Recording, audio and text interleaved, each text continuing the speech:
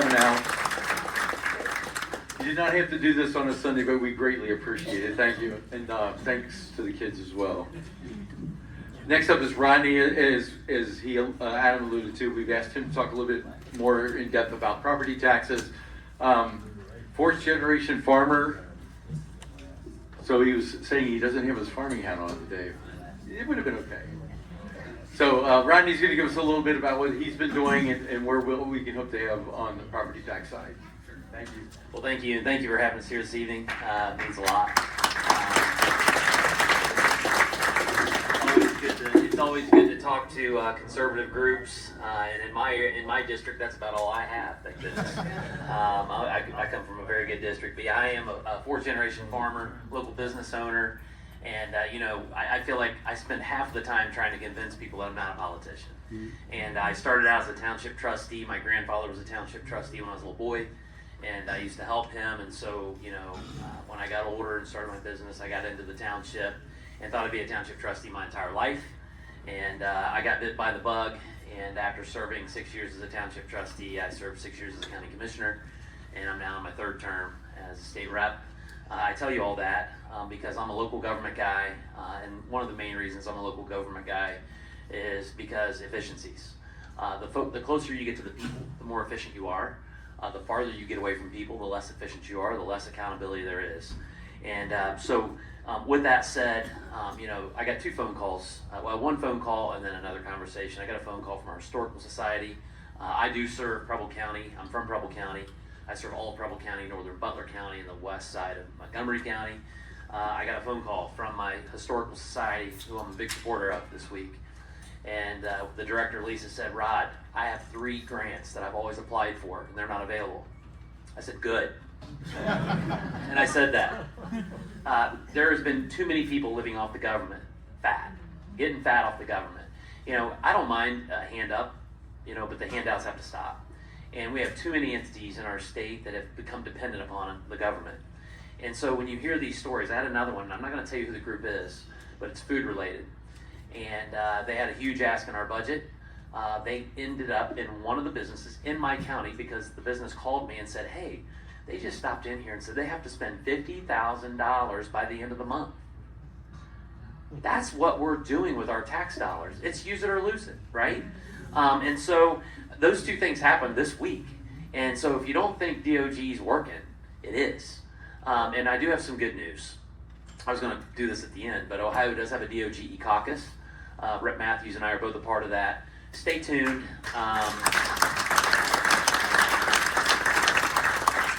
There's probably about, what do you think, 20 of us, probably, or so. Government does operate slow. Sometimes I think that's a good thing. That means we don't mess up as quick. But with that said, we do have a DOGE caucus, and there are some people in this DOGE caucus that are a lot more intelligent than I am that can use AI. I'm still trying to figure out what AI is. But they're going in there using AI, and they're identifying key areas that we need to make cuts. And what we're planning on, we met with Auditor Faber a couple weeks ago, and it's something that we're going to look at over the next 2 years. And then we have Vivek Ramaswamy as our governor. We're going to implement this. And I'm telling you right now, where you're going to be trimming so much fat that it's not even funny. And I'm telling you, we just have to have leadership. Leadership is so important. This is something that Mark Paquita and I can disagree on. I just went through 2 years of hell with the Blue 22, and I was in the 45, and I can tell you that having Speaker Matt Huffman has been a blessing. In the last 2 years, if my first meeting was at 9 o'clock in the morning on Tuesday, I left my house at 7:30. I would get to the Columbus at 8:55, and I would walk slow to my first meeting, and I would get there at 9:05. I can tell you that now, with new leadership, not only at our speaker level, but new leadership team, the temperature has changed. Everything is different. It's the same place, same people, totally different feel.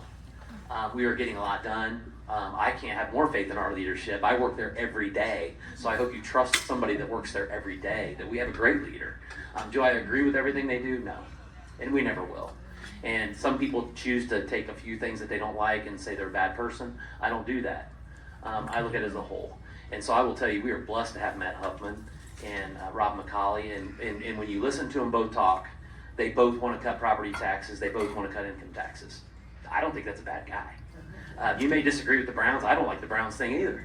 You know, and I can tell you I was adamantly against it, and I've been very open. If you all want to know what's going on in Columbus, please follow us on our Facebook page. I give a daily update every day. I love telling people what I do for you. And I just want to tell you that, you know, part of being in Columbus is knowing what's going on. And I don't read the newspaper, okay? I don't read Twitter. I do, but I don't that's not where I get my information. I live there. I eat, breathe, and sleep this stuff. And when you talk about the Brown Stadium, I'm not happy about it. It's in the budget, but the state's going to probably make a couple $100 million. And, you know, part of being a business, I feel like, I personally believe that the government should be around like a business. And a lot of businesses invest. And you invest to get a return. And if you look at the Browns Stadium, I don't like it, but that's what it is. And it was in the budget. And I wanted to vote for the budget. And after I heard, I would have 100% voted no for that budget if the Browns Stadium wasn't good for Ohio. But it's good for Ohio. Now, I wish I wasn't in there. I just want to say that in relation to Mark's comments. With that said, you know, one of the things we are focusing on, is property taxes. We all know what's going on with property taxes. You know, we have our homes that are way overvalued. The one thing that bothers me about property taxes is, you know, your home value going up only helps you if you're going to sell your property. I'm fourth generation farmer. I'm the fourth generation to live on the farm, and I can assure you that I'm never going to sell it. And I hope my kids and grandkids don't sell it. So if my property doubles in value, why should I have to pay more property taxes? I don't know what my house is worth. It's somebody else telling me what they think it's worth, right? So we have really focused on property taxes.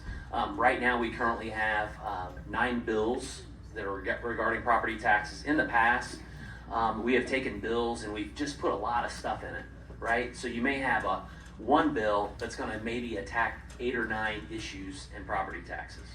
What they've chosen to do this time, and I really do support it, we've now, instead of having one bill with 9 things in it, we have 9 bills with 1 thing. I think that should happen all the time. You know, because, you know, just like the budget, you know, and again, I put it on Facebook and all the other social media platforms. You know, hey, there's a lot of good stuff in here, there's a lot of junk in there. You know, but unfortunately, my name's on it. All right? And so I supported those bad things. I don't like doing that.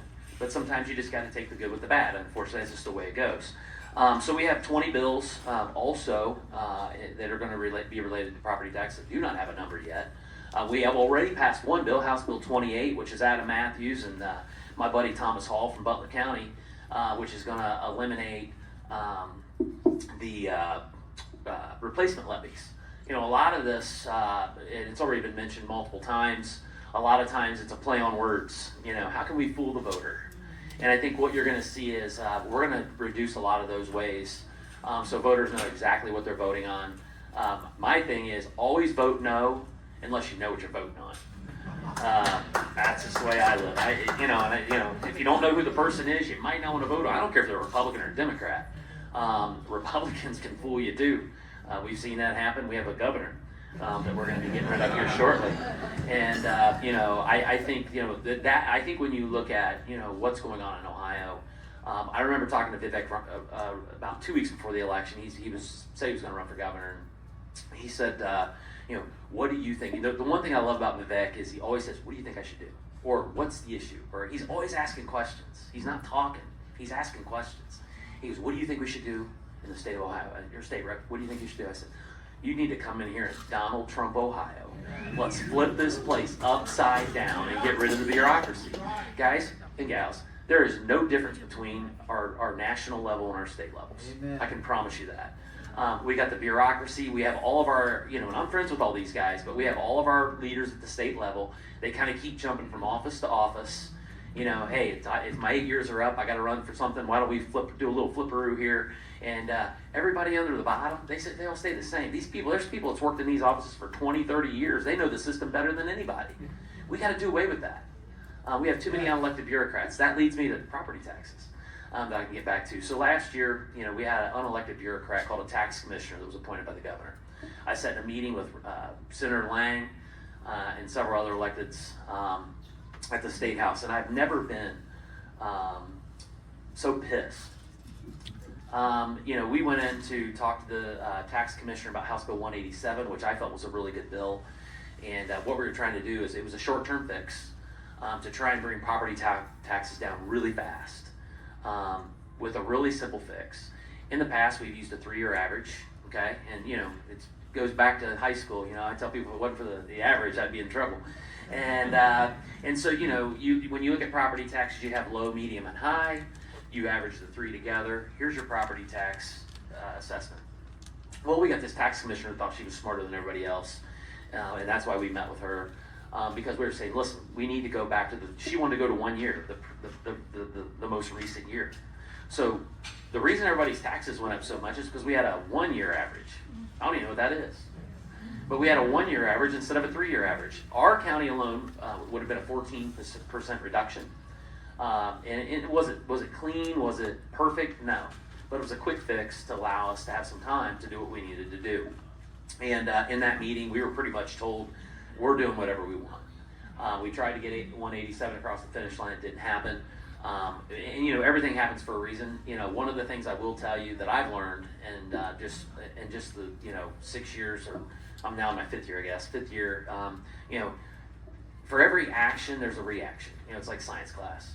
And a lot of times we pass a bill to fix something, and we just broke 2 things while we were doing it. And so I think the reason I'm saying that is, I give us time. I will make a promise to you. I know Rep Matthews will make a promise to you. We have a plan. We don't want to rush this. We need to do it right. We have the right people in place. We have a Ashtabula County auditor that just started in the State House. His name's David Thomas. His name was mentioned earlier. I will tell you that in the 5 years I've been at the Ohio House, I have learned a lot. I have found out how much I didn't know. I never thought I knew everything, but wow, do you find out how much you don't know. As a farmer and a business owner, I know what I know. When you go to the Ohio House, you have to start learning about education, Medicaid, health care. It's crazy. I just did not know how much was involved in this job, and I will add property tax to that. I never had to know, that much about property taxes and, how they were collected and, how, everything that went into it. But with David Thomas, as a past auditor, he stood up in caucus one day and was talking about property taxes. And all the people that I'd heard talk about property taxes in the past, I walked out there going, I don't know what they just said. That was really complicated. And then I would talk to others and I'd be like, do you? And they're like, no, I don't. It's just so complex. We need property tax reform. If the people that are making decisions for the state don't understand it, and I'm being honest with you, most of us, we're learning, but it's that complex. It is that complex. And there's just so many, we've patched it over the years. You try to fix something, and and I'm just being honest with you. I don't know if anybody's ever told you that, but property taxes are so complex. And so, with that said, David Thomas stood up in caucus and said a few words, and I thought, holy cow, I know what he just said. So I walked up to him afterwards and I said, hey, I want to sit down with you. I said, after all the people that I've heard talk, you're the first person that's made sense. And he's all the time putting videos up on his social media. Please follow him, David Thomas, Ashtabula County. But he actually talks in like Property Tax 101. So we have some people up at the Ohio State House that I have a lot of faith in, including David Thomas. And I just wanted to tell you that. We're not up here to tell you we know everything. We're learning as we go. But at the end of the day, we have a lot of hope in the legislation that we're looking at. We have good leadership that's going to support it. In the last General Assembly, we had horrible leadership. We had a governor that didn't listen. And now we have great leadership with the governor that still won't listen. But we have a new governor on the way. And I just want to thank you all again for being here and for listening to us. And we'll be around, I think, at the end if you have any questions. Thank you. Thank you so much, Riley. So,